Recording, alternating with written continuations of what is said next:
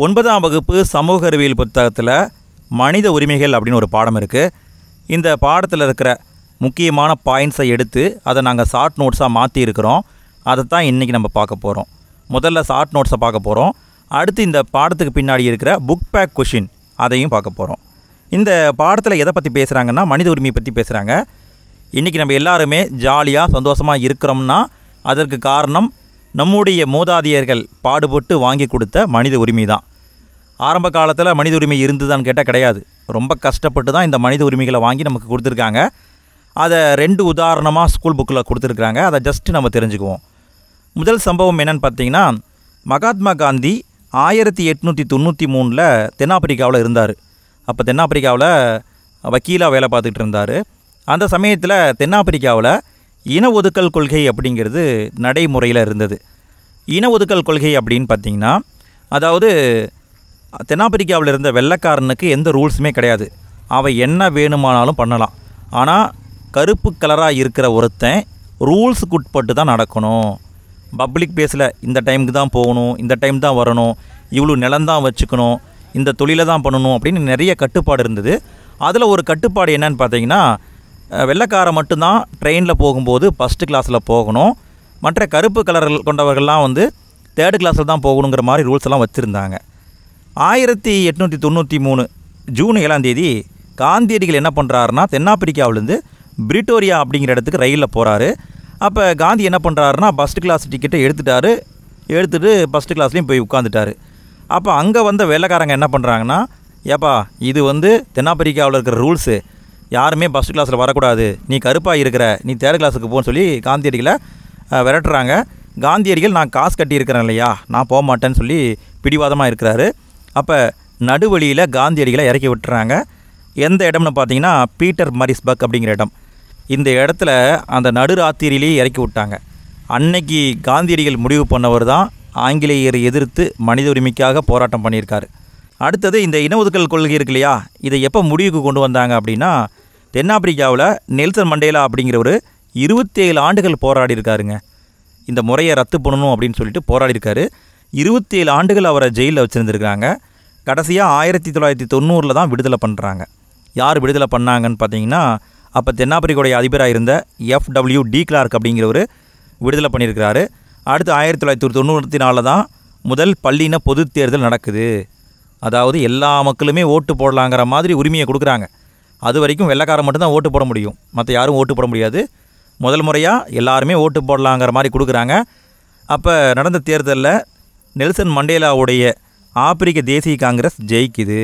தென்னாப்பிரிக்காவில் இருந்த இன ஒதுக்கல் கொள்கையும் முடிவுக்கு வருது.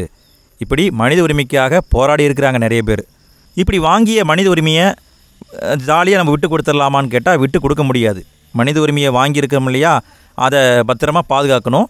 அதை பண்ணுறது யாருன்னு பார்த்தீங்கன்னா, ஐக்கிய நாடுகள் சபை, ஐநா சபைன்னு சொல்லுவோம். இதை 1945 அக்டோபர் 24ஆம் தேதி ஆரம்பிச்சிருக்கிறாங்க. இங்கே டைப்பிங் மிஸ்டேக்குங்க, 25 கிடையாது, 24. 1945 அக்டோபர் 24 உருவாக்கப்பட்டதுனால இந்த அக்டோபர் 24 அப்படிங்கிறத ஒவ்வொரு வருஷமும் ஐநா தினம்னு கொண்டாடிட்டு இருக்காங்க. அடுத்து ஐநா சபை என்ன பண்ணியிருக்குன்னு பார்ப்போம். அதாவது மனித உரிமையை கொடுங்கன்னு சொன்னால் உலகத்தில் இருக்கிற எல்லாரும் கேட்பானா? கேட்க மாட்டான். அதுக்குன்னு ஒரு சட்டம் போட்டால் தானே கேட்பான். அதைத்தான் ஐநா சபையும் பண்ணியிருக்குது. என்ன பண்ணியிருக்குன்னா, உலகளாவிய மனித உரிமைகள் பேரறிக்கை அப்படிங்கிறத கொண்டு வந்திருக்கு. இது என்னன்னு பார்த்தீங்கன்னா, இது ஒரு சட்டங்க. இந்த சட்டத்தை எப்போ நிறைவேற்றம் பண்ணாங்கன்னு பார்த்தீங்கன்னா, 1948 டிசம்பர் 10ஆம் தேதி பிரான்ஸுடைய தலைநகர் பாரிஸில் ஐநா சபையுடைய பொதுக்கூட்டம் நடக்குது. அந்த கூட்டத்தில் இந்த சட்டத்தை கொண்டு வர்றாங்க. சட்டத்தை ஏற்றுக்கவும் செய்கிறாங்க. அதற்கான பொது சபை தீர்மான நம்பரை கொடுத்துருக்காங்க பாருங்கள், 217A. இதன்படி இந்த சட்டத்தை ஏற்றுக்கிட்டாங்க. இந்த சட்டம் ஏற்றுக்கிட்ட நாள் டிசம்பர் 10. அதனால் ஒவ்வொரு வருஷமும் டிசம்பர் 10 மனித உரிமை தினம்னு கொண்டாடிக்கிட்டு இருக்கிறோம். இந்த சட்டத்தில் எத்தனை சட்டப்பிரிவு இருக்குதுன்னு பார்த்தீங்கன்னா, 30 சட்டப்பிரிவுகள் இருக்குது. 30 உறுப்புன்னு சொல்லுவாங்க, 30 ஆர்டிகல்னு சொல்லுவாங்க இருக்குது. இதை பொதுவாக 2 கேட்டகரியாக பிரிக்கிறாங்க. சமூக பொருளாதார பண்பாட்டு உரிமைன்னு ஒரு கேட்டகரியாக பிரிக்கிறாங்க, குடிமை மற்றும் அரசியல் உரிமைன்னு இன்னொரு கேட்டகரியாக பிரிக்கிறாங்க. அடுத்தது இந்தியாவுக்கு வர்றோம். இந்தியாவில் மனித உரிமையை எப்படி பாதுகாத்துக்கிட்டு இருக்கிறாங்க அப்படின்னா, நம்ம கான்ஸ்டியூஷன்லேயே சொல்லியிருக்கிறோம். 1949 ஏற்றுக்கொள்ளப்பட்ட இந்திய அரசியலமைப்பு சட்டத்திலேயே அடிப்படை உரிமைங்கிறத வச்சுருக்கிறோம். ஆரம்பத்தில் 7 அடிப்படை உரிமை இருந்தது, இப்போ 6 தான் இருக்குது. நீக்கப்பட்ட அடிப்படை உரிமை என்ன, எந்த சட்ட திருத்தத்தின் மூலம் நீக்கப்பட்டது, எந்த ஆண்டு நீக்கப்பட்டதுங்கிறத தெரிஞ்சால் கமெண்ட்டில் போட்டு விடுங்க. இந்தியாவில் அடிப்படை உரிமை மட்டும் கிடையாது, அடிப்படை கடமையும் இருக்குது. 42வது சட்ட திருத்தம் 1976 கொண்டு வந்தாங்க. அதன்படி அடிப்படை கடமையை சேர்த்துனாங்க. இப்போ கரண்டில் பார்த்தீங்கன்னா 11 அடிப்படை கடமை இருக்குது. அடிப்படை கடமையை பற்றி நாமளே ஒரு வீடியோ போட்டிருக்கிறோங்க, செப்பரேட்டாக ஒரு வீடியோ போட்டிருக்கிறோம். எப்படி போட்டிருக்கிறோம் அப்படின்னா, டிஎன்பிஎஸ்சி எக்ஸாம்லேயே அடிப்படை கடமையை பற்றி ஒரு கேள்வி வந்திருந்தது. அதை வச்சு அடிப்படை கடமையை பற்றி எங்கெங்கே ஸ்கூல் புக்கில் இருக்கோங்கிறத தேடி எடுத்து அதை வீடியோவை போட்டிருக்கிறோம். நீங்கள் பார்க்கணுன்னு ஆசைப்பட்டால் இந்த வீடியோவுக்கு கீழே லிங்க் கொடுக்குறேன், டிஸ்கிரிப்ஷன்லேயும் ஃபஸ்ட்டு கமெண்ட்லேயும் லிங்க் கொடுக்குறேன். வீடியோவை முழுமையாக பார்த்துட்டு தேவைப்பட்டால் அதையும் கிளிக் பண்ணி பார்த்துக்கோங்க.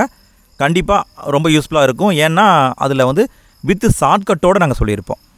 அடுத்தது இன்னொரு சட்டத்தை நம்ம பார்க்குறோம். மூத்த குடிமக்கள் மற்றும் பெற்றோர் நலன் பாதுகாப்பு சட்டம் இயற்றப்பட்ட ஆண்டு 2007. இந்த சட்டத்தை கேட்க வாய்ப்பு இருக்குங்க. 2007 கொண்டு வந்திருக்கிறாங்க. அடுத்தது இந்தியாவில் மனித உரிமையை பாதுகாக்க என்ன பண்ணியிருக்காங்கங்கிறத பார்க்குறோம். இந்தியாவில் தேசிய மனித உரிமை ஆணையத்தை உருவாக்கியிருக்கிறாங்க, மாநில மனித உரிமை ஆணையத்தையும் உருவாக்கியிருக்கிறாங்க. இந்தியாவில் மனித உரிமை ஆணையத்தை அமைக்கிறதுக்கு முன்னாடி ஒரு சட்டம் போட்டாங்க. அதாவது எந்த ஒரு விஷயத்தை பண்ணுறதா இருந்தாலும் ஒரு சட்டத்தை போட்டு தானே பண்ண முடியும். அப்போ மனித உரிமை சட்டம் அப்படிங்கிறத 1993 இந்தியாவில் கொண்டு வர்றாங்க. அதன்படி தேசிய மனித உரிமை ஆணையத்தையும் மாநில மனித உரிமை ஆணையத்தையும் உருவாக்குறாங்க. தேசிய மனித உரிமை ஆணையம் எப்போ உருவாக்கப்பட்டதுன்னா 1993 அக்டோபர் 12 உருவாக்கப்பட்டது. இது ஒரு தன்னாட்சி பெற்ற அமைப்பு. அடுத்து மாநில மனித உரிமை ஆணையம்ங்கிறது ஒவ்வொரு மாநிலத்திலும் உருவாக்கப்படுது. இதை எப்படி உருவாக்குறாங்கன்னா, மனித உரிமை சட்டம் ஒரு சட்டம் பார்த்தோம்ல, 1993 கொண்டு வந்த சட்டம். அந்த சட்டத்தில் இருக்கிற சட்டப்பிரிவு 21 அடிப்படையாக வச்சு ஒவ்வொரு மாநிலத்திலையும் மாநில மனித உரிமை ஆணையங்கிறத கொண்டு வராங்க. தமிழ்நாட்டில் 1997 கொண்டு வந்திருப்பாங்க. மனித உரிமையை பற்றி பேசும்போது இன்னும் 2 உரிமையை நம்ம பேச வேண்டியது இருக்குது. ஒன்று குழந்தை உரிமை, இன்னொன்று பெண்கள் உரிமை. அதையும் நம்ம பார்க்குறோம். முதல்ல பார்க்குறது குழந்தைக்கான உரிமை. குழந்தையையும் நம்ம பாதுகாக்கணும் இல்லையா, அவங்களுக்குன்னு சில ரூல்ஸ் இருக்குல்ல, அதை பற்றியும் ஸ்கூல் புக்கில் சொல்லியிருக்கிறாங்க. அதாவது 1948 கொண்டு வரப்பட்ட உலகளாவிய மனித உரிமை பிரகடனம்னு பார்த்தோம்ல, அதில் இருக்கிற சட்டப்பிரிவு 25 தான் குழந்தைக்கான உரிமையை கொண்டு வர காரணமாக இருந்திருக்கு. இந்த சட்டப்பிரிவில் என்ன சொல்கிறாங்கன்னு பாருங்கள். 18 வயது வரை உள்ள அனைவருமே குழந்தைகள் தான் அப்படி சொல்கிறாங்க. இதன்படி 1989 நவம்பர் 20 குழந்தைகளுக்கான உரிமை பிரகடனம், அதாவது அவங்களுக்கான சட்டத்தையும் கொண்டு வந்திருக்கிறாங்க. அடுத்தது இந்திய அரசியலமைப்பில் குழந்தைகளை பற்றி எப்படி நம்ம சொல்லியிருக்காங்கங்கிறத பார்க்குறோம். சட்டப்பிரிவு 24 என்ன சொல்லியிருக்காங்கன்னா, 14 வயதுக்குட்பட்ட அனைத்து குழந்தைகளையும் ஆபத்தான வேலையில் ஈடுபடுத்தக்கூடாது. எந்த வயசுன்னு பாருங்கள், 14 வயசுக்குட்பட்ட குழந்தைகள். அடுத்து பாருங்கள் சட்டப்பிரிவு 45. இது என்ன சொல்லுதுன்னா, 14 வயது நிறைவடையும் வரை அரசாங்கம் இலவச கட்டாய கல்வியை வழங்க வேண்டும் அப்படின்னு சொல்லுது. இந்த 2 பிரிவு முக்கியம். இந்த 2 சட்டப்பிரிவு என்ன சொல்லுது, 14 வயதுக்குட்பட்ட குழந்தைகளை படிக்க வைக்கணும்னு சொல்லுது. அதை இன்னும் வலிமைப்படுத்துறதுக்காகத்தான் அரசியலமைப்பில் 21A சட்டப்பிரிவை உருவாக்குனாங்க. இது என்ன சொல்லுதுன்னா, 6 முதல் 14 வயதுக்குட்பட்ட அனைத்து குழந்தைக்கும் இலவச கட்டாய கல்வியை கொடுக்கணும்னு சொல்லுது. இந்த சட்டப்பிரிவை முழுமையாக அமல்படுத்துறதுக்காக என்ன பண்ணுறாங்கன்னா, இன்னொரு சட்டத்தையும் கொண்டு வராங்க. கல்வி உரிமை சட்டம் 2009 கொண்டு வந்தாங்க. ரைட் டு எஜுகேஷன் ஆக்ட்னு சொல்லுவாங்க. கட்டாய கல்வி உரிமை சட்டம் 2009 கொண்டு வரப்பட்டது. அடுத்து குழந்தைகளுக்கான குற்றத்தை தடுப்பதற்காக அரசாங்கம் எடுத்திருக்கிற முயற்சியை சொல்லியிருக்கிறாங்க. தமிழ்நாடு அரசு காவலன் அப்படிங்கிற ஆப்பை கொண்டு வந்திருக்கு. தமிழ்நாடு காவல்துறை அறிமுகப்படுத்தியிருக்கிறாங்க. அதாவது ஆபத்து காலத்தில் இந்த ஆப்பு மூலமாக இம்மீடியட்டாக காவல்துறையை நம்ம கான்டாக்ட் பண்ண முடியும். அதே மாதிரி குழந்தைகளுக்காக ஒரு டால் ஃப்ரீ நம்பரை கொண்டு வந்திருக்காங்க, 1098. இந்த டால் ஃப்ரீ நம்பரை பொறுத்த வரைக்கும் ஒரு சிறப்பு இருக்குதுங்க. இந்தியாவுடைய முதல் 24 மணி நேர கட்டணமில்லாத அவசர தொலைத்தொடர்பு சேவை. அடுத்து இன்னொரு இயக்கத்தை பார்க்குறோம். இந்த இயக்கம் ஒரு தன்னார்வல இயக்கம், பச்பன் பச்சாவ் ஆந்தோலன் அப்படிங்கிற இயக்கம். தமிழில் பார்த்தீங்கன்னா இளமையை காப்பாற்று இயக்கம் அப்படின்னு வரும். இதை யார் உருவாக்கியிருக்கிறாங்கன்னு பார்த்தீங்கன்னா, கைலாஷ் சத்யார்த்தி அப்படிங்கிறவர் உருவாக்கியிருக்கிறாரு. இந்த கைலாஷ் சத்யார்த்தி என்ன பண்ணியிருக்காருன்னு பாருங்கள். இந்த இயக்கத்தின் மூலமாக 86,000 குழந்தைகளை மீட்டிருக்காரு. குழந்தைனா குழந்தை தொழிலாளர்கள். 86,000 குழந்தை தொழிலாளர்களை மீட்டிருக்கிறாரு. அது மட்டும் இல்லாமல் 1998 80,000 கிலோமீட்டர் நீளத்திற்கு குழந்தைகளுடைய உழைப்புக்கு எதிரான உலகளாவிய ஒரு அணிவகுப்பு, அதாவது இங்கிலீஷில் வந்து global March against child labour சொல்லுவாங்க, அந்த அணிவகுப்பு நடத்தியிருக்காரு. அடுத்தது ஒரு முக்கியமான சட்டத்தை பார்க்குறோம், போக்சோ சட்டம். இதோடைய விரிவாக்கம் என்னன்னு கேட்கலாம், நல்லா பார்த்துக்கோங்க. The protection of children from sexual offence act 2012 கொண்டு வந்திருக்காங்க. இந்த சட்டத்தின்படி குழந்தைகளை பாலியல் ரீதியாக துன்புறுத்துவது தடை செய்யப்பட்டுள்ளது. இந்த சட்டத்தில் என்ன சொல்லியிருக்காங்கன்னா, 18 வயது வரை உள்ள அனைவருமே குழந்தைகள் சொல்லியிருக்காங்க. நல்லா பாருங்கள், 18 வயசுக்குள்ளே இருக்கிற எல்லாருமே குழந்தைகள் தான். இந்த சட்டத்தை 2018 ஏப்ரலில் திருத்தினாங்க. அதில் என்ன பண்ணியிருக்காங்க அப்படின்னா, முன்னாடி சட்டம் வந்து அந்தளவுக்கு தண்டனை கொடுக்கல. ஆனால் அந்த திருத்தத்தின் மூலம் என்ன பண்ணிட்டாங்கன்னா, மரண தண்டனை கூட கொடுக்கலாம், அந்த மாதிரி கொண்டு வந்துட்டாங்க. அடுத்தது பெண்களுக்கான உரிமையை பார்க்குறோம். இது வரைக்கும் நம்ம பார்த்தது குழந்தைகளை பார்த்தோம், இப்போ பெண்களுக்கான உரிமையை பார்க்குறோம். பெண்களை பற்றி பேசும்போது இந்தியாவிலேயே தமிழ்நாடு முன்னோடி மாநிலம். அதை இங்கே ப்ரூவ் பண்ணியிருக்காங்க பாருங்கள். அதாவது தமிழ்நாடு இந்து வாரிசுரிமை திருத்த சட்டம் அப்படிங்கிறத 1989 கொண்டு வந்தாங்க. இந்த சட்டத்தின்படி என்ன பண்ணிட்டாங்கன்னா, பெண்களுக்கு முன்னோர்கள் சொத்தில் பங்கு இருக்குது அப்படின்னு கொண்டு வந்துட்டாங்க. அதுவே இந்திய அரசாங்கத்தை பாருங்கள், மத்திய அரசு இந்து வாரிசுரிமை திருத்த சட்டம் அப்படிங்கிறத 2005 கொண்டு வந்தாங்க. அப்போ தான் பெண்களுக்கு மூத்தோர் சொத்தில் பங்கு இருக்குது அப்படின்னு கொண்டு வந்துட்டாங்க. தமிழ்நாடு எப்போ கொண்டு வந்திருக்கு, இந்தியா எப்போ கொண்டு வந்திருக்குன்னு பாருங்கள், ரொம்ப ரொம்ப முக்கியம். அடுத்து தமிழ்நாட்டில் இருக்கிற இடஒதுக்கீட்டு முறையை பார்க்குறோம். 69% கம்யூனிட்டி அடிப்படையில் பிரித்து கொடுத்துருவாங்க. இதில் பார்த்தீங்கன்னா பிசிக்கு 26%, பிசிஎம்க்கு 3%, எம்பிசி 20%, எஸ்சி 18%, எஸ்டி 1% அப்படின்னு பிரித்து கொடுத்துருக்காங்க. இந்த 69%. அதுலேயும் உள் ஒதுக்கீடு நிறைய இருக்குது. என்னென்ன அப்படின்னு பார்த்தீங்கன்னா, பெண்களுக்கு 30% கொடுத்துருக்காங்க, மாற்றுத்திறனாளிகளுக்கு 4%, தமிழ் வழியில் படிச்சிருந்தால் 20% இடஒதுக்கீடு இருக்குது, திருநங்கைகளுக்கு எம்பிசி கேட்டகரியில் கொண்டு வந்திருக்காங்க. ஸோ இதெல்லாம் பார்த்துக்கோங்க, கொஞ்சம் முக்கியம். அடுத்தது தகவல் அறியும் உரிமை சட்டத்தை பார்க்குறோம். தகவல் அறியும் உரிமை சட்டம்ங்கிறத பற்றி எல்லாருமே தெரிஞ்சு வச்சுருப்பீங்க. இதை பற்றி நம்ம செப்பரேட்டாக வீடியோ போட்டிருக்கிறோம். அந்த லிங்க்கை இந்த வீடியோக்கு கீழே டிஸ்கிரிப்ஷன்லையும் ஃபஸ்ட்டு கமெண்ட்லையும் கொடுத்துருவோம். அதை நீங்கள் கிளிக் பண்ணி எல்லா டீட்டெயிலையும் பார்த்துக்கோங்க. இப்போ ஜஸ்ட்டு சட்டம்னா என்னென்னு பார்த்துடலாம்.